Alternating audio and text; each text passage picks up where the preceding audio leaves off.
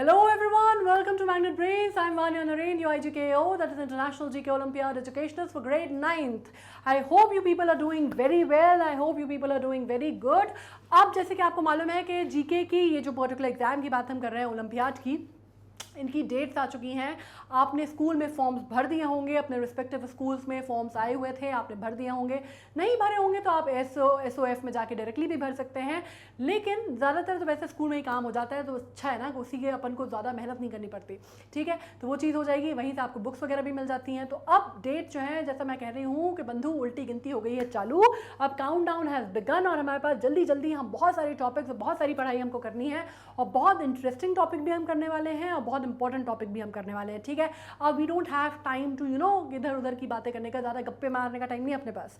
पढ़ाई करनी है, लेकिन पढ़ाई भी अपन बहुत मस्त वे में करने वाले हैं, ऐसे कोई टेंशन लेने की बात नहीं है। ओलंपियाड का एग्जाम है, दिया ही इसलिए जा रहा है, आप ले ही इसलिए रहे हैं क्योंकि आपको जीके में इंटरेस्ट है। जिसको जीके में इंटरेस्ट होगा ही नहीं है, जिसको जीके पे पकड़ होगी नहीं, वो देगा ही क्यों, है ना, सीधी सी बात है। तो ये मैं प्रिज्यूम करके चल रही हूँ कि बिल्कुल मेरी तरह आपको भी जीके में इंटरेस्ट उतना ही है। और अभी हम क्या बात करने वाले हैं, आज का जो हमारा टॉपिक है ना, हम डिस्कस करने वाले हैं बिल्कुल जिसको कहते हैं ना एक पन दो काज, दो से भी ज़्यादा ही काज हैं एक्चुअली। अपन और डिस्कशन कर लेते हैं। एक तो पहली बात यह है कि आपके जीके का टॉपिक है, स्टैटिक जीके का पार्ट जो है वो भी इसमें कंप्लीट हो जाएगा। ओजोन लेयर के बारे में अपन कब से पढ़ रहे हैं, मतलब जब अपन को बात करते हैं, अपन डेवलपमेंट की बात करते हैं या अपन बात क्या करते हैं, एनवायरनमेंट पे इल इफेक्ट की बात करते हैं, राइट, ह्यूमन डेवलपमेंट का एनवायरनमेंट पे इल इफेक्ट की बात करते हैं। तो सबसे पहली चीज़ हमारे दिमाग में क्या आती है, water pollution, air pollution, ozone depletion. बस, तो आज हम बात करने वाले हैं ओजोन लेयर की। ठीक है, सबसे अच्छी जिसको बोलते हैं ना सुरक्षा कवच माना जाता है ये अर्थ का, उसके ऊपर अपन डिस्कशन करने वाले हैं। तो याद हो गया आपका स्टैटिक जीके का पार्ट। एक काज हुआ। दूसरा काज क्या हुआ कि ये आपके एनवायरनमेंट का पार्ट है, मतलब आपका जो कंसेप्ट है, जो किंगडम एनिमीलिया और किंगडम प्लांटे के बाद है, तो वो है आपका एनवायरनमेंट, ये आपको मालूम है। तो उसका एक बहुत इंपॉर्टेंट पार्ट जो है वो ओजोन लेयर है, तो वो भी कंप्लीट हो गया। और क्योंकि अभी कुछ ऐसी चीज़ हुई है, कोई चीज़ अभी ऐसी मार्क हुई है, कोई चीज़ अभी ऐसी घटित हुई है जिसकी वजह से अभी ओजोन लेयर वापस चर्चा का विषय बनी हुई है या न्यूज़ में आ रही है, इस वजह से हम यहाँ पे डिस्कशन कर रहे हैं। तो ये कंटेक्चुअल करंट अफेयर्स का भी टॉपिक हो गया। तो हो गए ना एक पन तीन काज, राइट। अब इस पे अपन डिस्कशन करने वाले हैं। यहाँ पे आपको जो मालूम है कि मैग्नेट ब्रेन्स पे जब हम पढ़ाई करते हैं ना, तो फुल प्रूफ पढ़ाई होती है। हर चीज़ के बारे में अपन पढ़ेंगे, होलिस्टिकली पढ़ेंगे। थोड़ा सा इधर से पढ़ लिया, थोड़ा सा उधर से पढ़ लिया, ऐसा काम नहीं होगा, है ना। मालूम है एग्जाम है, जल्दी है, सब कुछ है, लेकिन ऐसे थोड़ा टाइम पास करेंगे अपन। तो यहाँ पे क्या है, पूरी आपको मिलेगी क्वालिटी एजुकेशन। और कैसे मिलती है, फ्री ऑफ कॉस्ट, कोई पैकेज नहीं लेना पड़ता, कोई सब्सक्रिप्शन नहीं लेना पड़ता, कुछ नहीं करना है, बस पढ़ाई करनी है 100% सही सही बैठ के। जैसे हम मेहनत करते हैं, बिल्कुल आपको भी वैसी ही मेहनत करनी है, ठीक है, ताकि आप बहुत अच्छा कर सकें। जब स्टूडेंट्स बहुत अच्छा कर सकते हैं ना, जब स्टूडेंट्स बहुत अच्छा करते हैं एग्जाम में, तो आपको मालूम है टीचर्स को कितनी खुशी होती है, बिल्कुल उतनी ही खुशी होती है जितनी आपके पेरेंट्स को होती होगी, राइट। तो अपन जल्दी जल्दी फटाफट कर लेते हैं। अपन बात कर रहे हैं शॉर्टी नोट सीरीज की, और अपना जो टॉपिक है वो क्या है, ट्रॉपिकल ओजोन होल। बेसिकली अभी एक और ओजोन होल जो है वो पता चला है, उसके ऊपर अपन डिस्कशन करने वाले हैं, और ये बहुत ही चिंताजनक विषय है। अब अपन बात कर लेते हैं न्यूज़ में क्यों है। सबसे पहली बात, अब जैसे मैंने कहा कंटेक्चुअल जीके का टॉपिक है, कंटेक्चुअल करंट अफेयर्स का टॉपिक है, तो पहले ये समझ लेते हैं। अब रीसेंट स्टडी के हिसाब से अगर अपन देखते हैं तो न्यू ओजोन होल, एक नया ओजोन का जो होल है, अभी जो पुराने हम तो उसी से परेशान है ना, अभी जो पुराने हम तो उसी को नहीं भर पा रहे देखा जाए तो नया ओजोन होल जो है वो भी पता चल गया है, वो भी मिल गया है। साइंटिस्ट खुद ने डिस्कवर किया है, कहाँ पे, कहाँ डिटेक्ट किया उन्होंने, ट्रॉपिक्स में, ठीक है। और कहाँ पे किया, लैटिट्यूड कितना है उसका, 30 degree south and 30 degree north latitude पे पता चला है कि एक और ओजोन का होल हो चुका है। अब अपन को बात कर लेते हैं कि भैया ये कैसे रिवील हुआ, what has the study revealed. अब स्टडी ने रिवील क्या किया ये बता देते हैं। अब बात ये हो रही है कि ये बात तो हम कब से सुनते आ रहे हैं, मतलब जब हम छोटे थे ना, तब हम सुन रहे थे कि ओजोन में होल हो गया है, ओजोन में होल हो गया, और बहुत बड़ी दिक्कत है वो। क्योंकि ओजोन क्या है, ओजोन सबसे पहले अपन समझ लेते हैं कि सुरक्षा कवच है। मतलब कोई चीज़ है ना जो कि अर्थ है, अर्थ हमारा जो बॉल है उसके ऊपर का अगर आप मान लीजिए, एक एटमॉस्फेयर के ऊपर एक आप मान लीजिए कि एक तरह से भगवान ने एक सुरक्षा कवच हमको दिया है कि ये जो है आप लोगों की रक्षा करेगा और हमेशा आप लोगों की रक्षा करेगा। मतलब जब तक ये लेयर है तब तक आप लोगों को कुछ नहीं होगा, टाइप का भगवान ने हमको बना के दिया था। हम क्या है, हम अपने नहीं सबके ही दुश्मन है। मतलब जितने भी फ्लोरा फोना जो है ना, हमको लगता है क्या कि हम इंसान हैं तो हमारा सबसे बड़ा, क्योंकि हम सबसे कहा जाता है सबसे उत्कृष्ट जिसको बोलते हैं रचना है भगवान की, ऐसा हम मान के चलते हैं, ठीक है। तो हम अपने आप को, हमने अपने आप को ही मान लिया कि हम सबसे उत्कृष्ट हैं, ठीक है। तो हम मान के चलते हैं, इस वजह से हमको लगता है कि हम तो कुछ भी कर सकते हैं, है ना। हम बाकी चीज़ों के बारे में सोचते नहीं, जो हम डेवलपमेंट करते जा रहे हैं करते जा रहे हैं करते जा रहे हैं, हम किस कॉस्ट पे कर रहे हैं वो नहीं सोचते। तो हमने क्या किया है, जो इतना सारा डेवलपमेंट हम कर रहे हैं, जो इतनी सारी इंडस्ट्रीज़ हमने लगा दी हैं, जो इतनी सारी चीज़ें हमने कर दी हैं, उसका जो एक खामियाजा जो है वो कौन भुगत रहा है? या तो बेचारे जीव जंतु भुगतते हैं, पेड़ पौधे भुगतते हैं, या एनवायरनमेंट भुगतता है। ठीक है, और हम भी भुगतते हैं, लेकिन हमें अभी समझ में नहीं आता है। तो हुआ क्या है बेसिकली, अगर हम बात करते हैं तो आपको मालूम है अर्थ, जैसे हम ये अर्थ की बात कर ली मैंने, ठीक है, तो अर्थ पे ये जो आपने देख लिया अर्थ है हमारा, ठीक है। अब इससे क्या होता है, रेडिएशन होता है। रेडिएशन क्या कर रहे हैं हम, क्लोरोफ्लोरोकार्बन्स का, क्लोरोफ्लोरोकार्बन जो कि सबसे घातक मानी जाती है किसके लिए, ओजोन के लिए। अब यहाँ से क्या होता है, वो रेडिएट होती हैं, ठीक है। तो ट्रोपोस्फेयर जो है हमारा, ट्रोपोस्फेयर के ऊपर आपको मालूम है ना कि जब हम जो एटमॉस्फेयर की बात करते हैं तो डिवाइडेड है, ट्रोपोस्फेयर, स्ट्रेटोस्फेयर, लिथोस्फेयर में बाकी सारी चीज़ें भी हैं, उसमें हाइड्रोस्फेयर जो पानी के अंदर है, ठीक है। तो अभी बात कर रहे हैं हम ऊपर की तरफ चलते हैं, ठीक है। तो हम ट्रोपोस्फेयर पे गए, ट्रोपोस्फेयर के ऊपर जो स्ट्रेटोस्फेयर है, मतलब कितना, आप जमीन से मान लीजिए 9 से 18 माइल ऊपर, ठीक है, इतनी ऊपर अपन पहुंच गए ज़मीन से। तो ये जो स्ट्रेटोस्फेयर है उसके बीच में, ये जो ट्रोपोस्फेयर और स्ट्रेटोस्फेयर के बीच में आपकी ओजोन लेयर पड़ती है, ठीक है। अब ये CFCs जो आप यहाँ पे आप एमिट कर रहे हैं, वो क्या हो रहा है, वो सीधे सीधे पर्कुलेट कर रही हैं। और पर्कुलेट कहाँ पे कर रही हैं, उन्होंने बेसिकली पर्कुलेट किया है यहाँ पे, वो पर्कुलेट करती जा रही हैं। पर्कुलेट करते हुए वो ट्रोपोस्फेयर से होते हुए वो पहुंच गई हैं आपकी ओजोन लेयर में, और ओजोन लेयर को इन्होंने डिप्लीट कर दिया है। ये देख रहे हैं आप, ये चीज़ इन्होंने डिप्लीट कर दी है, ठीक है। तो ओजोन लेयर बेसिकली काम क्या करती है, ओजोन लेयर होती क्या है, ओजोन लेयर एक तरह का आप मान लीजिए मॉलिक्यूल होता है जो कि कंटेन करता है, और जो oxygen atoms, like 3 oxygen atoms को कंटेन करता है, ठीक है।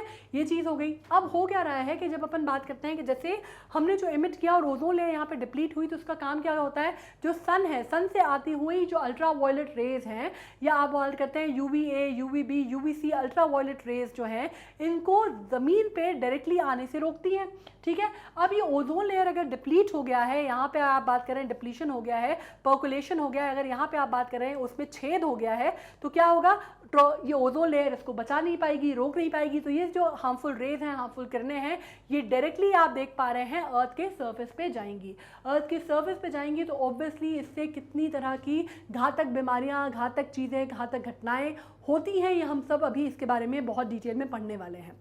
अब आपको मालूम है इसमें जैसे अपन बात करते हैं ब्रोमाइन की या क्लोरीन की, अगर हम बात करते हैं तो किस लेवल पे घातक होती हैं ये, कि एक जो सेल है ना इनका, वो आप मान लीजिए कि 1 लाख ओजोन जो मॉलिक्यूल है, एक उसको डिस्ट्रॉय करने की सक्षम होती हैं। तो आप सोच लीजिए किस एक्सटेंट पे डिस्ट्रक्शन हो रहा है, ठीक है। अब अगर हम इस सर्वे की बात करते हैं तो उसने क्या रिवील किया है ट्रॉपिकल ओजोन का जो होल है, आप मान लीजिए एंटार्क्टिका, पहले जब हम छोटे थे ना तो हम तो ये पढ़ रहे थे कि एंटार्क्टिका के बराबर है। अब आप पढ़ लीजिए कि जो पता चला है नया, ये पता चला है भाई साहब कि वो 7 गुना ज़्यादा बड़ा है एंटार्क्टिका से, ठीक है। इसके अलावा आप बात कर लीजिए, it also appears across all seasons unlike that of Antarctica which is only visible only in the spring. और ये इतना बड़ा है कि हमेशा, जिसको आप कहते हैं अक्रॉस द टाइमलाइन आपको दिखाई दे रहा है, मतलब आपको पूरी तरह से अगर आप देखें तो विजिबल है वो, ठीक है। ऐसा नहीं हो रहा कि वो विजिबिलिटी कहीं पे भी उसकी धूमिल हो रही है, ये चीज़ नहीं है, वो पूरी तरह से विजिबल है। ट्रॉपिकल जोन होल की जिसकी हम बात कर रहे हैं, up to 50% of the earth surface बनाता है, could cause a global concern due to the risk associated with it। मतलब आप समझ रहे हैं, ये जितना मैंने यहाँ पे आपको एक्सपेरिमेंट के तौर पे बताया इतना नहीं है, मतलब ये पूरा ही मान लीजिए इतना बड़ा, बल्कि इससे भी ज़्यादा बड़ा है ना, इससे भी ज़्यादा बड़ा है कि आप अर्थ को अगर 2 हेमिस्फीयर में डिवाइड करते हैं तो 50% तक का कवर जो है वो अर्थ का, वो ये ओजोन होल बना रहा है। मतलब आप समझ रहे हैं कितना बड़ा ग्लोबल, अगर आप देखते हैं तो कितनी बड़ी दिक्कत में हम अभी पड़ सकते हैं आने वाले समय में। अभी एक अच्छी खबर आई थी कि भाई एक जो होल है वो थोड़ा सा सिकुड़ रहा है, तो अब ये नई खबर आ गई कि एक जो है आपको जो मिला है ट्रॉपिकल होल, वो इतना बड़ा है कि वो तकरीबन 50% जो एरिया है अर्थ का वो कवर करता है। अगर हम इसके नेगेटिव देखते हैं क्या क्या हैं, तो आप ये समझ सकते हैं कि स्किन कैंसर हो सकता है, कैटरैक्ट हो सकता है, बहुत नेगेटिव इफेक्ट हैं जो कि हम बाकी चीज़ों पर भी पढ़ेंगे। प्लांट पे क्या होते हैं, एनिमल पे क्या होते हैं, बाकी छोड़िए मटेरियल्स पे क्या होते हैं, अगर आप कोई जो मटेरियल आप यूज़ करते हैं उसके ऊपर भी क्या इफेक्ट होता है ना, वो भी डिटेल में पढ़ेंगे, ठीक है। इकोसिस्टम की अगर हम ट्रॉपिकल रीजन में बात करते हैं तो क्या उसके इल इफेक्ट्स होंगे, ये रिवील किया है इस पर्टिकुलर स्टडी ने। नाउ अब ओजोन लेयर क्या है ये तो मैं आपको बता ही चुकी हूँ, फिर से हम इसको डिस्कस कर लेते हैं, ठीक है। स्पेशल फॉर्म ऑफ ऑक्सीजन है जो कि केमिकल फॉर्मूला O3 है इसका, ठीक है। अब oxygen we breathe that is so vital on life on earth is O2। ये आपको मालूम है ना, ये तो आपको आप जानते हैं कि ऑक्सीजन का फॉर्मूला O2 है। Most ozone resides up to the atmosphere between 10 to 40 kilometers above the earth surface, which is again आप 9 to 18 miles कवर कर लीजिए, मान लीजिए। और ये रीजन जो है स्ट्रेटोस्फेयर का रीजन कहलाता है, वो भी अपन बात कर चुके हैं, जो कि 90% of the all ozone in the atmosphere जो है वो स्ट्रेटोस्फेयर में पड़ती है। ट्रोपोस्फेयर और स्ट्रेटोस्फेयर के बीच की लाइनिंग भी आप इसको कह सकते हैं, ज़्यादातर स्ट्रेटोस्फेयर में पड़ती है, 90% स्ट्रेटोस्फेयर में पड़ती है। अब इसमें जब हम बात करते हैं क्लासिफिकेशन, इसको कैसे किया जाता है? क्लासिफिकेशन इसको बेसिकली किया जाता है गुड ओजोन और बैड ओजोन। गुड ओजोन क्या है? गुड ओजोन की अगर हम बात करते हैं तो ozone occurs naturally in earth upper atmosphere, जो कि स्ट्रेटोस्फेयर है, ठीक है, where it forms a protective layer that shield us from the sun's harmful ultraviolet rays. ये तो हम पढ़ ही चुके हैं। अब गुड ओजोन जो है basically gradually being destroyed by man made chemical referred to ozone depleting substances, जिसको ODS बोलते हैं, जिसमें क्लोरोफ्लोरोकार्बन सबसे ज़्यादा है, ठीक है। इसमें से आपको पता चल रहा है कि गुड ओजोन जो है बेसिकली हमें बचाने का काम करती है, और हम खुद ही अपने रक्षक के भक्षक बने हुए हैं। हम खुद ही जो क्लोरोफ्लोरोकार्बन्स हैं वो यूज़ करते हैं, बाकी सारी चीज़ें जो है वो एमिट होती हैं, और उसकी वजह से जो है ओजोन लेयर डिप्लीट हो रही है, ठीक है। इसमें से अगर आप बात करते हैं, इसमें और भी चीज़ें, इसमें हाइड्रोक्लोरोफ्लोरोकार्बन्स भी हो जाते हैं, जिसको HCFCs भी बोलते हैं, ठीक है। हैलेंस है, मिथाइल ब्रोमाइड है, कार्बन है, बहुत सारी चीज़ें इसमें और भी आ जाते हैं, क्लोरोफॉर्म्स भी आ जाते हैं। अब ये क्या करते हैं बेसिकली, ये जो मॉलिक्यूल्स हैं ये बेसिकली आपके जो ओजोन के मॉलिक्यूल्स हैं उसको डिसरप्ट कर देते हैं। और जैसे मैंने कहा कि एक जो पर्टिकुलर सेल है, एक मॉलिक्यूल जो है वो कितने उसको मॉलिक्यूल को डिस्टर्ब करता है, 1,00,000 मॉलिक्यूल्स को वो डिस्टर्ब करता है। तो आप समझिए कितना डायमेंशन है, राइट। अब जब इसमें आप बात करते हैं तो अब हम बात कर लेते हैं इसको मैं डिस्क्राइब कर देती हूँ। ये अर्थ है, अर्थ का के ऊपर का ये जो सरफेस है, इसको ये जो लेयरिंग है इसको आप बोलते हैं बैड ओजोन, और ये जो है ऊपर जो सुरक्षा कवच ये जो बना हुआ है स्ट्रेटोस्फेयर में, इसको आप बोलते हैं गुड ओजोन। अब बैड ओजोन क्या है अपन ये समझने की कोशिश करते हैं, ठीक है। बैड ओजोन अगर हम बात करने की कोशिश करते हैं तो ये है अर्थ का जो लोअर एटमॉस्फेयर है, जिसको हम ट्रोपोस्फेयर कहते हैं, ठीक है, नियर ग्राउंड लेवल, जमीन के पास वाला जो लेवल है, वहां पे आप बात कर सकते हैं। Ozone is formed when pollutant emitted by car, power plant, industrial boilers, refineries, chemical plants and other sources react chemically in the presence of sunlight.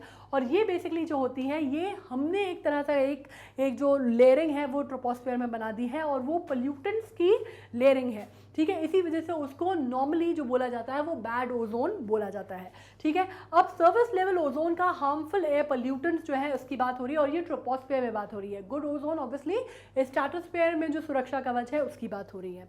दोनों में क्लियर है डिफरेंस, ठीक है। अब बात हो रही है भाई साहब ओजोन लेयर डिप्लीशन की। ओजोन लेयर डिप्लीशन जो कि जैसे मैंने आपको कहा कि रेफर करता है किसका, केमिकल डिस्ट्रक्शन जो कि हो रहा है स्ट्रेटोस्फेरिक जोन में, ठीक है। बैड ओजोन लेयर पे नहीं ध्यान देना है, हमें गुड ओजोन लेयर पे ध्यान देना है। बैड को तो बल्कि हमको खुद डिप्लीट करना है, अगर हम उसको जो एक लेयर जैसी बन गई है हमको खुद ही हटानी है वो एटमॉस्फेयर में, ठीक है। इसमें बहुत सारी जो कंट्रीज हैं अभी मिलकर काम भी कर रही हैं, जिसमें आपको मालूम है ना बड़े बड़े संगठन लगे हुए हैं, बहुत सारी जो है ऑर्गेनाइजेशंस बन गई हैं, बहुत सारे लोग काम कर रहे हैं, जिसमें हम बात कर रहे हैं कार्बन एमिशन हमें कम करना है, क्लोरोफ्लोरोकार्बन का इस्तेमाल जो है वो कम करना है, मतलब उसका जो एमिशन है वो कम करना है, रोकना है, जो ग्रीन हाउस इफेक्ट है वो कम करना है। आपको मालूम है कितनी इंटरगवर्नमेंटल प्लानिंग कितनी हो रही है, सस्टेनेबल डेवलपमेंट गोल्स में आपको ये बात आ गई है। आपको मालूम है कि पेरिस एग्रीमेंट हुआ था, उस पर बार बार ये बात हो रही है। इंडिया में अगर हम बात करते हैं तो कितना ज़्यादा हम ग्रीन एनर्जी, क्लीन एनर्जी पे बात कर रहे हैं, राइट। तो ये सब कुछ जो है ये मिला जुली बात है कि हमको क्या करना है, हमको ये जो लेयर हमने बना दी है अर्थ के आसपास हमें उसको हटाना है, और जो सुरक्षा कवच है जो हमें बचाता है हमें उसको मजबूत करना है, ठीक है। उसका डिप्लीशन हमें रोकना है, और किसी तरह अगर हम उसको जिसको आप कहते हैं रेस्टोर कर सकें तो हमें वो काम करना है। लेकिन अनफॉर्चुनेटली ओजोन लेयर का रेस्टोरेशन का काम जो है वो बहुत धीमी गति से होता है, कंपेयर टू जितनी जल्दी वो हार्म होती है उतनी जल्दी वो रिक्रिएट नहीं होती या वो रेस्टोर नहीं होती, ठीक है। ये बहुत बड़ा एक जो उसमें गैप है ना, ये हमारे लिए ज़्यादा चिंता का विषय है, ठीक है। अब ओजोन लेयर डिप्लीशन की हमने बात कर ली। अब स्ट्रेटोस्फेरिक ओजोन की अगर हम बात करते हैं तो constantly being recreated and destroyed through natural cycle. ये किसके थ्रू हो रही है, नेचुरल साइकिल के थ्रू होती है। मतलब ये एक अपनी तरह से एक तरह का आप कहते हैं कि साइकिल घूमती रहती है, वो अपने आप डिस्ट्रक्ट भी होती है, कंस्ट्रक्ट भी कर लेती है। लेकिन ये जो गैप है डिस्ट्रक्शन और कंस्ट्रक्शन के बीच में, नेचुरल हो तो बात अलग है, लेकिन क्योंकि अननेचुरल है, ये हमारे कारण हो रहा है, ये अपने आप तो नहीं हो रहा कि अपने आप वो जो सेल्स हैं या मॉलिक्यूल्स हैं अपने आप को डिस्ट्रक्ट करते हैं फिर कंस्ट्रक्ट करते हैं, ये तो नहीं हो रहा, ये मैन मेड है। मैन मेड है तो उस कारण क्या हो रहा है, उसमें जो गैप है वो बहुत बड़ा है, बहुत वाइड है, ठीक है। तो इसको हमें काम करना है। Various ozone depletion substances ODS जो होते कहलाते हैं, however accelerate the destruction process resulting in lower than normal ozone levels। अब क्या होता है कि ये जो डिप्लीशन के जो सब्सटेंसेज हैं जो कि हम मानते हैं, जो भी केमिकल्स हैं जो हम यूज़ करते हैं, वो क्या करते हैं, वो डिस्ट्रक्शन प्रोसेस को तो बहुत फास्टन कर दिया है उनने, डिस्ट्रक्शन तो बहुत ज़्यादा गति में हो रहा है, बहुत ज़्यादा स्पीड में हो रहा है, ठीक है। लेकिन उनका बेसिकली आप ये बात कर सकते हैं कि वो जो कंस्ट्रक्शन का काम है ना, जो रिक्रिएशन का काम है, वो उतनी स्पीड पे नहीं हो पा रहा, तो उसकी वजह से क्या हो रहा है, नेगेटिव इम्पैक्ट पड़ रहा है, और क्या हो रहा है, lower than normal ozone levels बन रहे हैं, या नॉर्मल जो ज़रूरी है जितना ओजोन का लेवल, उससे नीचे जा रहा है, जो परत है जो वो हल्की होती जा रही है, ठीक है। अब जब हम बात करते हैं तो ODS जो है इंक्लूड करते हैं क्या, क्लोरोफ्लोरोकार्बन, ये तो मैंने आपको बता ही दिया। ब्रोमाइन के बारे में भी मैंने बता दिया कि ब्रोमाइन तो कितना ज़्यादा है कि एक सेल जो है वो 1 लाख मॉलिक्यूल्स को डिस्ट्रॉय कर देता है, ठीक है। इसमें हैलेंस भी आ जाएंगे, मिथेल ब्रोमाइड भी आ जाएंगे, ये सब नाम आपको मालूम है, टेट्राक्लोराइड आ जाएंगे, मिथाइल क्लोरोफॉर्म आ जाएगा, HCFCs आ जाएंगे, ये सारे कुछ कुछ मोटे मोटे नाम है। सबसे इंपॉर्टेंट नाम जो इसमें माना जाता है वो CFCs है, मतलब CFCs पे जब हम छोटे थे ना, स्कूल में पढ़ते थे, हम तब से ये नाम सुन रहे हैं, और तब से हम सुन रहे हैं कि इसके ऊपर बैन लगने की बात हो रही है, CFCs के ऊपर, HCFCs के ऊपर बैन लगाने की बात हो रही है, लेकिन अब कितना होता है कितना नहीं होता क्या पता, ठीक है। These substances were formerly used and sometimes still used in coolants, foaming agents, fire extinguishers, solvent, pesticide and aerosol propellant। अब ये पहले जब हम छोटे थे उस टाइम पे तो उनका बहुत ज़्यादा धड़ल्ले से यूज़ होता था, बाद में लोगों को थोड़ी सी चेतना जगी है ना, लोगों को लगा कि भैया जो चीज़ बना नहीं सकते उसको कम से कम बर्बाद मत करो, इतना करो कि ओजोन लेयर अपने तो बस की है नहीं बनाना, है ना, वो तो भगवान ने, ईश्वर ने, इन्वायरमेंट ने, या जिसको आप कहते हैं कि कोई कुदरती ताकत है उसने बना के दी है हमको, ठीक है। अगर हम साइंस की भी बात मानते हैं तो वो एक नेचुरल फिनोमेना है, हम उसको बना नहीं सकते, हम उसको रिकंस्ट्रक्ट नहीं कर सकते, आर्टिफिशियली नहीं कंस्ट्रक्ट कर सकते, ठीक है। तो कम से कम हम उसको बर्बाद ना करें, इतना करें। अब बात ये हो रही है कि पहले जब हम इनकी बात करते थे तो ये जो चीज़ें थी बहुत धड़ल्ले से यूज़ होती थी, बाद में जब ये पता चला कि भैया इसकी वजह से नुकसान हो रहा है तो पूरी दुनिया में इंटरनेशनली इनको बैन कर दिया गया, लेकिन अभी भी कहीं ना कहीं यूज़ होती हैं। पहले कहाँ यूज़ होती थी, कूलेंट्स में होती थी, फोमिंग एजेंट्स में होती थी, एरोसॉल स्प्रेज में होती थी, प्रोपेलेंट्स में होती थी, बहुत सारी जगह होती थी, फिर धीरे धीरे इनका यूसेज कम किया गया, लेकिन अभी भी कहीं ना कहीं होती हैं, ऐसा नहीं है कि पूरी तरह ख़त्म हो गया, ऐसा नहीं है, ठीक है। Once release into air these ozone depleting substances degrade very slowly. अब प्रॉब्लम क्या है कि एक बार जब ये बाहर मतलब एटमॉस्फेयर में चली गई, ठीक है, एक बार जैसे आपने कहा कि आपने इनको रिलीज कर दिया एयर में, तो अब प्रॉब्लम ये है कि डिग्रेड जो है, इनका डिग्रेडेशन का जो रेट है वो बहुत स्लो है, और ये ओजोन डिप्लीटिंग सब्सटेंसेज धीरे धीरे धीरे धीरे क्या होता है, ये जमा होता जाता है, और इसको डिग्रेड आप करते नहीं है तो धीरे धीरे ये चीज़ें मिल के जो है ओजोन को डिप्लीट करती हैं। नाउ जब हम बात करते हैं तो in fact they can remain intact for years as they move through the troposphere until they reach the stratosphere. अब होता क्या है कि मतलब ये कुछ मैं बात 2, 4, 5, 10 महीने की नहीं कर रही हूँ, I am talking about years, ठीक है, मतलब सालों तक ये पूरी तरह डिग्रेड नहीं होती हैं। तो होता क्या है, धीरे धीरे धीरे धीरे धीरे अपने धीमी गति से ये एटमॉस्फेयर में फैलती जाती हैं, और वहाँ से ट्रोपोस्फेयर में जाती हैं, और ट्रोपोस्फेयर से पर्कुलेट करके ये पहुँच जाती हैं कहाँ पे, स्ट्रेटोस्फेयर में, और पहुँच जाती हैं अपने ओजोन पे, ठीक है। There they are broken down by the intensity of the sun's UV rays and release chlorine and bromine molecules which destroy the stratospheric zone। अब वहाँ पे क्या होता है कि चलो बाकी तो ये ट्रैवल कर रही थी, अब आपको लगा कि भैया तो नॉर्मली ट्रैवल कर रही है, बायो जिसको बोलते हैं डिग्रेड है, नहीं हो रही है, लेकिन ये ट्रोपोस्फेयर तक गई, ट्रोपोस्फेयर तक ठीक रहा सब कुछ मामला, ठीक है। अब जैसे ही ये ऊपर गए, ट्रोपोस्फेयर के ऊपर गए, तो वहाँ पे स्ट्रेटोस्फेयर गए, अब वहाँ पे क्या हुआ, यूवी रेज जो है सन की बहुत स्ट्रॉन्ग है, उन यूवी रेज से क्या हुआ, उन यूवी रेज की वजह से ये डिसइंटीग्रेट हो गई, डिसइंटीग्रेट हो गई तो क्या हुआ, इन्होंने ब्रोकन डाउन हुआ, इनकी इंटेंसिटी जो है उसकी वजह से, सन की जो यूवी रेज की इंटेंसिटी की वजह से ये ब्रेक डाउन हो गई, उसकी वजह से क्या हुआ, इन्होंने क्या रिलीज कर दिया ब्रेक डाउन होके, इन्होंने रिलीज की क्लोरीन और ब्रोमाइन, इन्होंने रिलीज की, जो कि सबसे ज़्यादा हार्मफुल माने जाते हैं किसके लिए, ओजोन के लिए। अगेन मैं कम से कम 3 या 4 बार इसको रिपीट कर चुकी हूँ कि ब्रोमाइन की अगर हम बात करते हैं तो एक मॉलिक्यूल कितने मॉलिक्यूल्स को डिस्ट्रॉय करता है, 1 लाख को, मतलब कितना, 1 is equal to 1 lakh, lakh तो नहीं, ऐसे लाख ही लिखते हैं अपन, 1 लाख, क्या हो रहा है ये, एक सेकेंड, ओके 1, चलो ये मुझसे चाह रहे हैं शायद कि मैं ऐसे 1 लाख लिख दूँ, ऐसे लिखने में थोड़ी इंटेंसिटी भी ज़्यादा समझ में आ रही है ना, 1 का 1 लाख उतना समझ में नहीं आ रहा था। तो अब ये समझ लीजिए कि एक जो ये है मॉलिक्यूल वो कितने उसको डिस्ट्रॉय कर देता है, 1 लाख को इनका नाश कर देता है। ये सोच के ज़्यादा चोट लग रही है ना, एकदम ऐसा लग रहा है कि ओ माय गॉड इतना। ये आपको समझ के चलना है कि एक जो है वो 1 लाख को डिस्ट्रॉय कर रहा है। तो आपको मालूम है कि ये स्ट्राटोस्फेरिक जोन पे क्या इफेक्ट डाल रहा है। अब जब अपन बात करते हैं तो बेसिकली आपको यही मालूम है कि अल्ट्रा वायलेट रेज अगर अर्थ पे आएंगी तो उसकी वजह से कितनी डिजीजेज होती हैं, आपको मालूम है ना। सनस्क्रीन यूज़ करते हो ना, सनस्क्रीन घर में देखा होगा, खुद नहीं यूज़ करते हो तो घर पे देखा होगा, मम्मी दीदी भैया भाभी कोई तो यूज़ करता होगा, तो देखा होगा ना उसमें यूवी फिल्टर्स लिखे होते हैं, यूवी रेज प्रोटेक्शन, फलाना प्रोटेक्शन, ढिमका प्रोटेक्शन। तो आपको मालूम है ना कि यूवी रेज कितना ज़्यादा नुकसान पहुँचाती हैं। तो उससे बचाने का काम जो है ये ओजोन लेयर बेचारी सालों से, सदियों से, मिलियन ऑफ ईयर से कर रही है। लेकिन हमको क्या ना, हम इंसानों को पूछ परख तो है नहीं किसी चीज़ की। महंगी महंगी चीज़ें हम खरीद सकते हैं, लेकिन हम बाकी चीज़ों पे जो हमें फ्री में मिल रही हैं, जैसे बेचारे पेड़ जो हमें फ्री में ऑक्सीजन देते हैं तो हमको समझ में नहीं आता। अभी कोविड के टाइम पे हमको ऑक्सीजन खरीदनी पड़ रही थी तो हमको समझ में आ रही थी, राइट। तो ये वाली चीज़ है। अब इसका इफेक्ट क्या है हम ये देख लेते हैं कि बेसिकली डिप्लीशन पे सबसे पहले अपन ह्यूमन हेल्थ की बात करते हैं, क्योंकि सबसे पहले अपन अपनी बात करते हैं। ह्यूमन्स बेसिकली बड़े खुदगर्ज होते हैं, तो अपन सबसे पहले अपनी बात कर लेते हैं, ठीक है। कि भैया अगर ऐसा हुआ तो ये अमाउंट ऑफ यूवी जो कि रीच कर रहा है अर्थ सरफेस को, यूवी कॉज करेगा मेलानोमा स्किन कैंसर, ठीक है। Non melanoma skin cancer cause हो सकता है इससे, जो कि मेजर रोल कर सकता है आपके मेलिग्नेंट कैंसर में, ठीक है। तो मेलानोमा मेलिग्नेंट कैंसर की एक सबसे ज़्यादा खतरनाक जो चीज़ है, जो सबसे बड़ा नाम हम सबको सब सुन के डर जाते हैं, स्किन कैंसर। स्किन कैंसर या कैंसर अपने आप में उसकी बहुत बड़ा कारण जो है वो यूवी रेज हो सकती हैं, ठीक है। UV has been linked to development of cataract. Cataract जो मोतियाबिंद उतर जाता है ना, आजकल आपने सुना है, पहले मोतियाबिंद अगर किसी को उतरा है तो कहा जाता था कि भैया तू बूढ़ा हो गया दद्दा, तेरे को दिखाई ना दे, तेरे आंखों में मोतियाबिंद उतर गया, ठीक है। तो क्या मतलब होता था कि भैया कोई बड़े बुजुर्ग की बात होती थी कि कोई बड़ा बूढ़ा आदमी है तो उसको मोतियाबिंद उतरा है, ठीक है। आजकल छोटे छोटे बच्चे हैं ना, बिल्कुल 3-3, 4-4 साल के बच्चे, उनको मोतियाबिंद होने लगा है, उनके कैटरैक्ट का ऑपरेशन होने लगा है। तो ये क्यों हो रहा है? कोई तो वजह होगी ना कि पहले नहीं होता था अब होने लगा है। तो बेसिकली कैटरैक्ट का एक बहुत बड़ा कारण ये है। इसके अलावा क्लाउडिंग ऑफ आईज लेंस, मतलब आंखों के जो झिल्ली है ना, वो लोगों की जिसको बोलते हैं ना, उसकी जो पारदर्शिता है वो खत्म होने लगी है, कम होने लगी है, तो वो क्लाउड होने लगी है। ये एक बहुत बड़ा कारण है, लोगों की आंखें खराब हो रही हैं, ठीक है। इसके अलावा अगर हम देखते हैं प्लांट्स पे बेचारों पे क्या असर है, प्लांट्स पे यूवी रेडिएशन जो है वो फिजियोलॉजिकल और डेवलपमेंटल प्रोसेस जो है प्लांट्स का वो रोक देता है, या रोके ना भी तो कम से कम डिग्रेड तो कर ही देता है, ठीक है। डिस्पाइट मैकेनिज्म टू रिड्यूस और repair these effect, plant growth can be directly affected by UV radiation.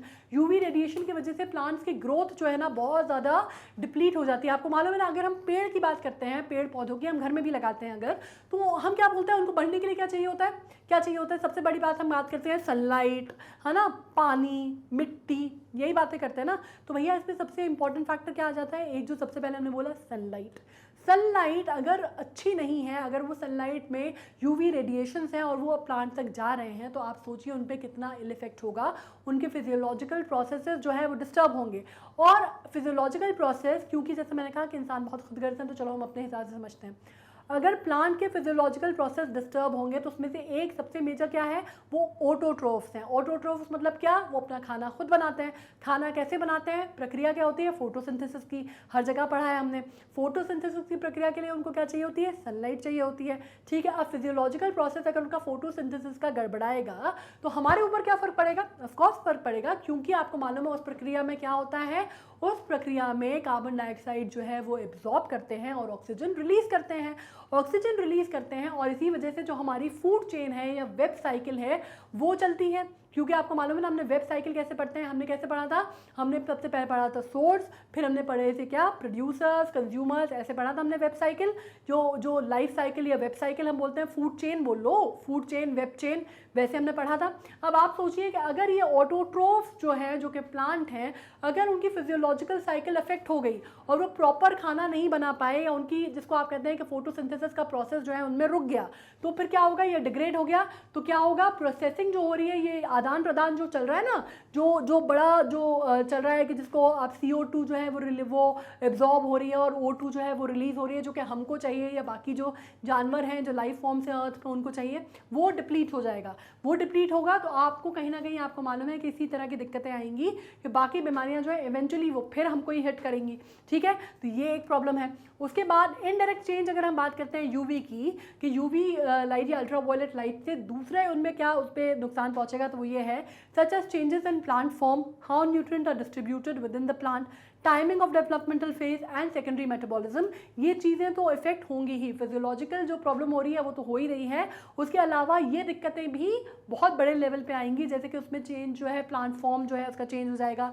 या जिसको आप कहते हैं कि उसकी साइज़ जो है उसकी ग्रोथ जो है वो इम्पैक्ट होगी, ठीक है या उसके जो अगर वो फ्रूट बेयरिंग प्लांट है तो उस पर इफेक्ट पड़ेगा। तो बहुत सारी चीज़ों पे इफेक्ट पड़ेगा ओवरऑल, और आप कह सकते हैं उसके जो सेकेंडरी मेटाबॉलिज्म है उसको भी इम्पैक्ट होगा, ठीक है। मे बी इक्वली और sometimes more important than damaging effect of UV, ये भी इससे डैमेज हो सकते हैं।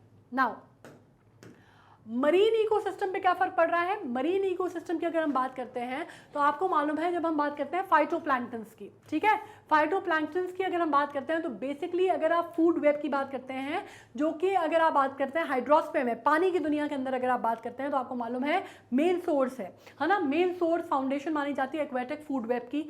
अब अगर हम बात करते हैं फाइटोप्लैंक्टन्स की, आपको मालूम है फाइटोप्लैंक्टन्स ऑक्सीजन देने वाले भी बहुत बड़ा स्रोत हैं।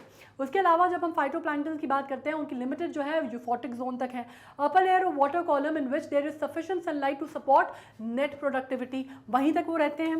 अगर exposure to solar UV radiation has been shown to affect both orientational motility and phytoplankton resulting in reduce survival rates for these organisms. आपको मालूम है कि ये देखा गया है, अभी बाकायदा मरीन बायोलॉजिस्ट वगैरह ने इसके ऊपर, मरीन जूलॉजिस्ट बायोलॉजिस्ट वगैरह ने इसके ऊपर पूरा का पूरा शोध किया है और उन्होंने देखा कि फाइटोप्लैंक्टन्स जो है उनकी जो संख्या है वो काफ़ी हद तक गिर गई है, बहुत कम होती जा रही है। और उसका जो वजह है उसको जब फाइंड आउट किया कि क्या वजह है, क्या कारण है, तो UV radiation has been zero down. ये पता चल रहा है कि यूवी रेडिएशन की वजह से क्या हुआ है, इफेक्ट हो रहा है उनका ओरिएंटेशन और मोटिलिटी जो है वो दोनों उसमें इफेक्ट हो रही है, और धीरे धीरे उनके सर्वाइवल रेट जो है वो बहुत ज़्यादा नलिफाई या बहुत ज़्यादा गिरता जा रहा है। मतलब आपको ये भी मालूम होगा कि जब हम कोरल रीफ की बात करते हैं तो कितने सारे कोरल रीफ जो हैं वो मर रहे हैं या कितने ज़्यादा कोरल रीफ डिप्लीट हो रहे हैं। और ये बात भी अगेन कही जा रही है किस वजह से, ओजोन डिप्लीशन की वजह से, या जिसको आप कह रहे हैं यूवी रेज के आने की वजह से, ठीक है। या फिर आपको मालूम है कि मरीन जो आपको मालूम है मरीन पोल्यूशन भी एक वन ऑफ द रीजंस है, लेकिन यूवी रेज का भी बहुत बड़ा हाथ है इसमें। मतलब आपको अगर पता हो कि अगर आपको कोरल रीफ की बात हो रही है ना, तो आपको मालूम है एक अभी बहुत उसको बचाने का अभियान भी चल रहा है, काफ़ी ज़्यादा लोग उसको बचाने में लगे हुए हैं, कि बोला जा रहा है कि एक जो बहुत बड़ा जो हमारी लाइफ का एवोल्यूशन का हिस्सा है वो चला जाएगा अगर वो कोरल रीफ मर गई तो उनको बचाने का अभियान जो है पूरी दुनिया में बहुत युद्ध स्तर पे अब जाके चालू हुआ है। जब बिल्कुल जिसको कहते हैं ना, हमारे साथ प्रॉब्लम क्या है ना, हम लोगों के साथ कि जब बिल्कुल प्यास से मरने का समय आ जाता है ना हमारा, तब हम कुआं खोदने बैठते हैं, तब हम सोचते हैं कि नहीं यार अब तो बिल्कुल ऐसा है कि 2-4 दिन में पानी खत्म हो जाएगा तो अब तो कुआं खोद ही लो। भैया तो पहले से खोद लेते है ना, पता तो था, दिख रहा था, अपनी जैसी हरकतें थी, समझ में तो आ रहा था कि कहाँ जा रहे हो, तो ये अपन काम पहले भी कर सकते थे, लेकिन वो काम अपन पहले करते नहीं हैं। तो अब ये हालात वहाँ पे हो चुके हैं, अब बिल्कुल युद्ध स्तर पे बात चल रही है। अब हम बात कर लेते हैं इसमें बाकी चीज़ों पे कैसे असर हो रहा है। जब हम बात कर लेते हैं जियोकेमिकल साइकिल्स की, increasing UV radiation could affect terrestrial and aquatic biogeochemical cycles, thus altering both sources and sinks of greenhouse and chemically important trace gases, जैसे कि एग्जाम्पल जो है कार्बन डाइऑक्साइड है, कार्बन मोनोऑक्साइड है, carbonyl sulphide है, ozone and possibly other gases. समझ में आया। अब इससे क्या हो रहा है, इंक्रीज जो हो रहा है यूवी रेडिएशन में, वो टेरेस्ट्रियल और एक्वेटिक बायोजियोकेमिकल साइकिल्स को भी इफेक्ट कर रहा है। मतलब अब क्या हो रहा है, बेसिकली वो ऑल्टर क्या कर रहा है, सोर्सेज और सिंक्स जो हैं बेसिकली ग्रीन हाउस के और केमिकली इंपॉर्टेंट ट्रेस गैसेस के, जिसमें एग्जांपल्स क्या है आपकी कार्बन डाइऑक्साइड है, कार्बन मोनोऑक्साइड है, बाकी सारी चीज़ें आप पढ़ पा रहे हैं। यहाँ पे अगर आप देखते हैं तो ये बेसिकली क्या है, ये अपन बायोस्फीयर आप समझते हैं, जहाँ पे हम बात कर रहे हैं, जहाँ पे हम एग्जिस्ट करते हैं, लाइफ फॉर्म्स एग्जिस्ट करते हैं, फ्लोरा फौना जितनी भी डाइवर्सिटी है उसकी बात हो रही है, तो ये बायोस्फीयर है, ठीक है। बायोस्फीयर किससे, क्लाइमेटिक प्रोसेसेस जो अगर हम बात करते हैं तो हाइड्रोजोनिक साइकिल की अगर हम बात करते हैं या बायोजी केमिकल साइकिल की बात करते हैं, जियोकेमिकल साइकिल की, तो किससे जुड़ी हुई है? Atmosphere, lithosphere, hydrosphere, cryosphere. Cryosphere क्या होती है? बर्फ की दुनिया। एटमॉस्फेयर आप जानते हैं, लिथोस्फेयर जो है ज़मीन के ऊपर की, हाइड्रोस्फेयर ज़मीन के पानी के नीचे की। ये सारी चीज़ें, ये जियोस्फेयर हो गया, ये बायोस्फेयर हो गया, ये सोलार एनर्जी है जो दोनों को एनर्जी देती है, ठीक है। और अगर इसमें यूवी रेज होंगी, अगर यूवी रेज इस पर आ रही हैं तो मतलब क्या? मतलब ये पूरे की पूरी चीज़ें जो हैं जियोस्फेयर और बायोस्फेयर सबको इफेक्ट कर रही है और सबकी लाइफ को इक्वली हार्म पहुंचा रही है। ओके, ये चीज़ क्लियर है। अब हम देख लेते हैं कि बाकी मटेरियल्स पे इसका क्या असर है। मतलब सिर्फ ऐसा नहीं है कि जीव जंतुओं पे ही है, मटेरियल पे भी इसका असर होता है। अगर हम सिंथेटिक पॉलीमर्स की बात करते हैं या नेचुरल अकरिंग बायोपॉलीमर्स की बात करते हैं, as well as some other material of commercial interest adversely affected by UV radiation, मतलब वो भी यूवी रेडिएशन से देखा जाए तो उसमें दिक्कत होती है। अगर हम बात करते हैं इस तरह की, अगर आप देखते हैं माइक्रोबियल डिग्रेडेशन की बात करते हैं, प्रोडक्ट्स की बात करते हैं, पॉलीमर्स की अगर हम बात करते हैं, किस तरह से यहाँ पे आप देख रहे हैं बायोसिंथेसिस की बात करते हैं, बायोमास की, किस तरह से चीज़ें जो हैं वो अफेक्ट हो रही हैं, वो आपको इसमें साइकिल में नजर आ रहा है साफ साफ। Increase in UV level will accelerate their breakdown limiting the length of time for which they are useful outdoors. मतलब इससे सबसे बड़ी चीज़ क्या होगी कि वो उनकी लाइफ जो है उसको लिमिट कर रहा है, उसको कम कर रहा है, कि जितने समय आप इनको आउटडोर में यूज़ कर सकते थे, इनका लाइफ स्पैन जो है इन चीज़ों का वो कम होता जा रहा है because of the UV radiation, ठीक है। ये बहुत बड़ा कारण है। इसके अलावा अगर हम बात कर लेते हैं अब जो बहुत इंपॉर्टेंट बात है जो कि डिस्कशन का मुद्दा है, और आपको ये चीज़ें क्वेश्चन जो है पूछे जा सकते हैं, आपको ध्यान रखना है, बहुत इंपॉर्टेंट ये पार्ट अब आने वाला है कि आपने ओजोन लेयर तो समझ लिया, डिप्लीशन आपने समझ लिया, क्या चीज़ें अफेक्ट करती हैं आपने वो समझ लिया, आपको क्या पता चल गया, आपको क्लोरोफ्लोरोकार्बन्स का आपको पता चल गया, आपको HFCs का पता चल गया, ठीक है, HCFC का पता चल गया, सॉरी आपको। और अब बात क्या हो रही है? अब बात हो रही है कि क्या इनिशिएटिव दुनिया में लिए गए हैं या क्या इनिशिएटिव बहुत ज़रूरी अब माने जा रहे हैं, ठीक है। सबसे पहला जो है वो बहुत इंपॉर्टेंट है, वियना कन्वेंशन। अक्सर ये बात की जाती है कि वियना कन्वेंशन किस चीज़ से जुड़ा हुआ है, तो आपको मालूम होना चाहिए कि Vienna convention ozone layer depletion की बात करता है और उससे जुड़ा हुआ है। 1985 में Vienna convention for the protection of ozone layer was international agreement जो कि यूनाइटेड नेशंस मेंबर्स ने रिकॉग्नाइज किया था और फंडामेंटल इंपॉर्टेंस इन्होंने समझी थी for preventing the damage of the atmospheric level, या फिर एटमॉस्फेयर के लेवल पे, स्ट्रेटोस्फेरिक लेवल पे ओजोन डिप्लीशन की जो इंपॉर्टेंस थी या उसकी जो गंभीरता थी विषय की, या कितनी इंपॉर्टेंट वो चीज़ थी, कितना गंभीर वो मुद्दा हो सकता था, इसकी अहमियत जो है वो समझी गई थी सबसे पहली बार 1985 में।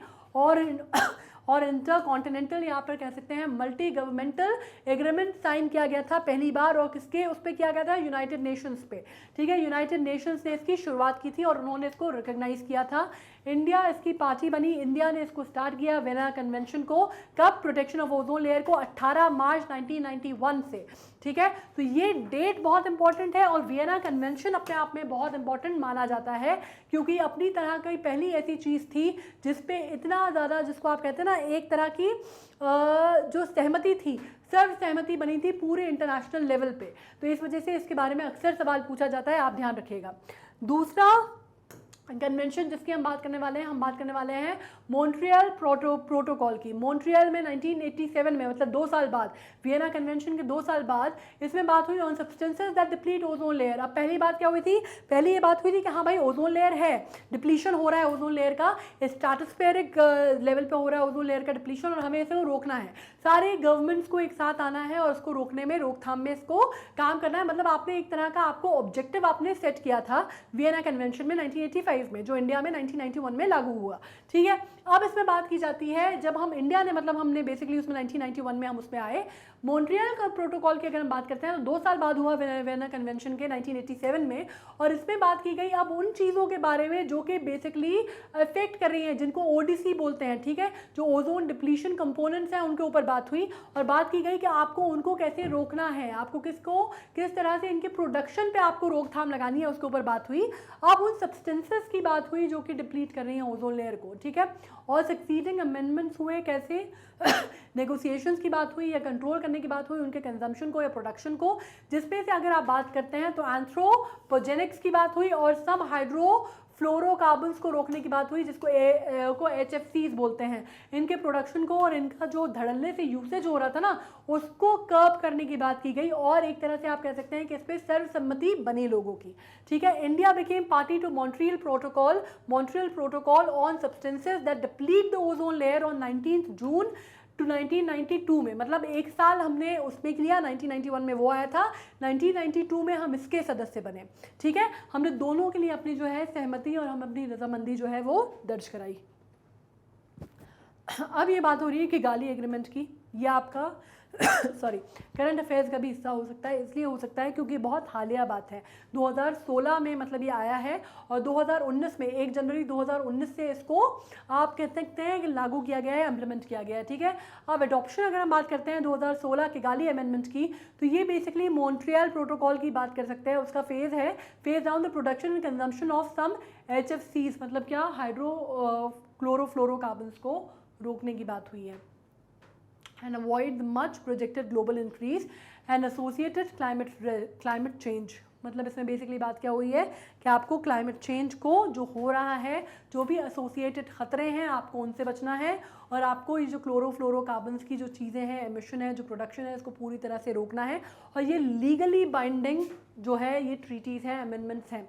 ठीक है, ये अमेंडमेंट माना जाता है मॉन्ट्रियल प्रोटोकॉल का, और ये लीगली बाइंडिंग है, मतलब इसको तोड़ने वाले को सख्त से सख्त उसके खिलाफ कार्रवाई हो सकती है। अब हम बात कर लेते हैं EU रेगुलेशन की। EU रेगुलेशन की जब बात हो रही है तो ये basically again ozone depleting substance है, among the strictest and most advanced in the world, सबसे स्ट्रिक्ट और सबसे ज़्यादा एडवांस माना जाता है, इसलिए इसके ऊपर भी चर्चा हो सकती है, क्वेश्चन में पूछा जा सकता है, which is the most strong verdict जो है, रेगुलेशन जो है वो ओजोन लेयर डिप्लीशन पे आया है, और वो जो है EU लेजिस्लेशन है ओजोन डिप्लीशन पे। ठीक है, now through a series of regulation the EU has not only implemented the Montreal Protocol but has often phased out dangerous substances faster than required। तो ये सबसे स्ट्रॉन्ग जो है वो EU रेगुलेशन है।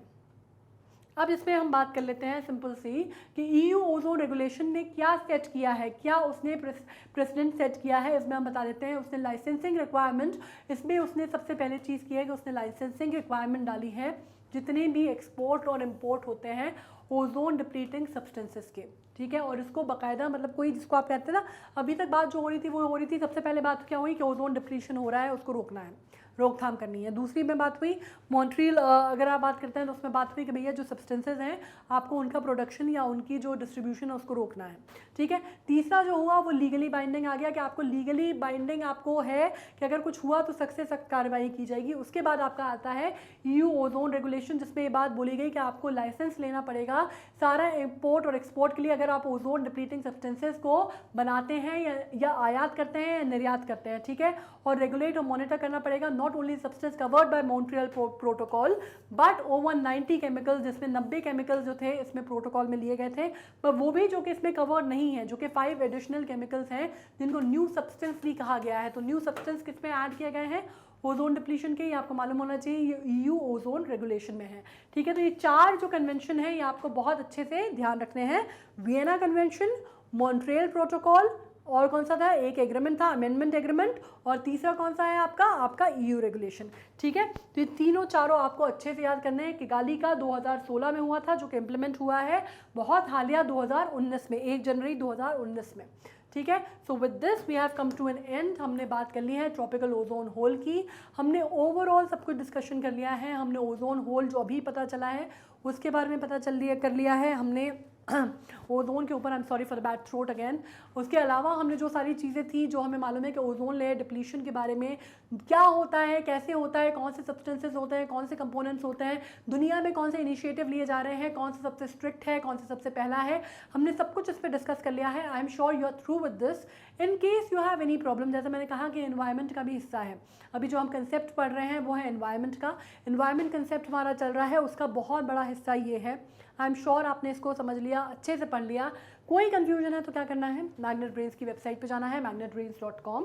हमारे जितने कोर्सेज हैं K-12 से लेके NTSC ओलंपियाड सारे चलते हैं, आपको मालूम है राइट। इसमें आपको ओलंपियाड ओपन करना है, ओलंपियाड में यहाँ आप देखेंगे तो वॉच नाउ का ऑप्शन आपको मिलेगा, आप इसको क्लिक करेंगे, इस तरह का पेज आपको ओपन होगा जिसमें सीक्वेंशियल ऑर्डर में सब कुछ दिया हुआ है, राइट।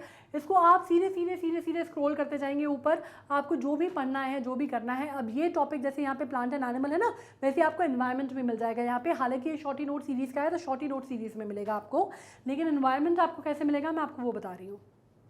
बिल्कुल ऐसे ही आपको पूरा ऑप्शन मिल जाएगा। नेक्स्ट वीडियो करना है, नेक्स्ट वीडियो पूरा देखना चाहो वेल एंड गुड। अगर मोर वीडियोस एक्सप्लोर करना चाहते हो वो भी कर सकते हो सेम टॉपिक पे। तो इस तरह से हो गया। यूट्यूब का तो आप लोगों को मालूम है, you people are champion of YouTube, यार बताने की ज़रूरत ही नहीं है आप लोगों को, ठीक है। इसमें आपको मालूम है कैसे है कि आपको डिस्क्रिप्शन बॉक्स में लिंक्स मिल जाती हैं, फास्ट जिसको बोलते हैं फास्ट क्या बोलते हैं उसको, फेसबुक पे और इंस्टा हैंडल पे आपको सारे अपडेट्स मिल जाएंगे। कोई अगर कन्फ्यूजन किसी भी प्रकार का है तो नीचे आप जानते हैं कमेंट सेक्शन में आप लिख ही सकते हैं, ठीक है। हमारे चैनल पे जाना है, प्लेलिस्ट आपको ऐसी मिल जाएगी, सीक्वेंशियल ऑर्डर में सब मिलेगा, दिक्कत कहीं नहीं होगी। कोई अगर समस्या आ रही है, कोई अगर चीज़ ऐसी है जो पढ़ना चाहते हो जो समझ में नहीं आ रही है, please mention it to me, है ना। हमारे पास टाइम बहुत कम है, बहुत जल्दी जल्दी हमको पढ़ाई करनी है।